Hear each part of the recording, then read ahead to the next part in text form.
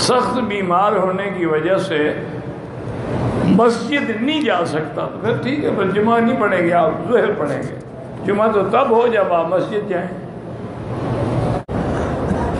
اگر آدمی کی اپنی جوتی گم ہو جائے تو دوسرے کی استعمال نہ کرے، شریعت کا مسئلہ ہی ہے۔ اپنی جوتی کو کپڑے میں لپیٹو، بیگ میں رکھو، اپنے ساتھ رکھو۔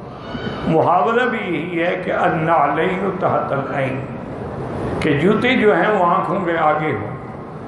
حضور پاک نے رحمت دو جہاں نے ہمیں یہ مسئلہ بھی سمجھایا ہے کہ اگر نماز پڑھ رہے ہو جوتے دائیں رکھ دو، دائیں بندہ کھڑا ہے بائیں رکھ دو۔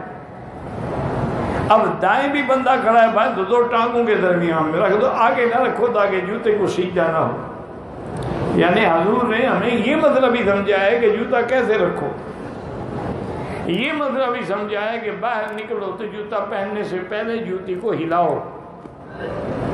ہو سکتا ہے کہ کوئی کیڑا اندر گھس گیا ہو، کوئی بچھو بیٹھا ہو، کچھ نقصان ہو جائے، یعنی یہ بھی حضور نے ہمیں سکھلایا ہے۔ کوئی چھوٹے سے چھوٹا مسئلہ نہیں جو حضور پاک نے ہمیں نہیں سکھلایا۔ بس یہ ہماری برادری کا پتہ نہیں کیا ہو گیا ہے کہ صلاۃ والسلام حضور نے نہیں سکھلایا اذان کے، عید میلاد منانا بھی نہیں سکھلایا، عرس کرنا بھی نہیں سکھلایا، یہ ان کے لیے چھوڑ گئے کہ مولوی خود کرتے رہیں گے۔ نماز پڑھ کے جاتے ہیں، جوتا نہیں ملتا، کسی اور کا نہ پہنے، اپنے ساتھ رکھو جوتا، کیوں نہیں ملے گا؟ دیکھا نہیں سب نے اپنے تھیلے بنائے ہوئے، لٹکایا ہوا ہے جوتا۔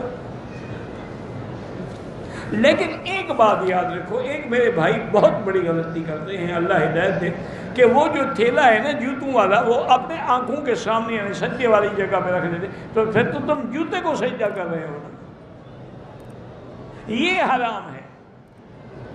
حضور نے بتلایا ہے کہ دائیں طرف رکھو، اگر دائیں بندہ کھڑا ہے پھر بائیں طرف رکھو، بائیں بھی بندے کھڑے ہیں فرمایا ٹانگوں کے درمیان میں رکھو، یہ نہیں کہ آنکھوں کے آگے سجدہ کرو۔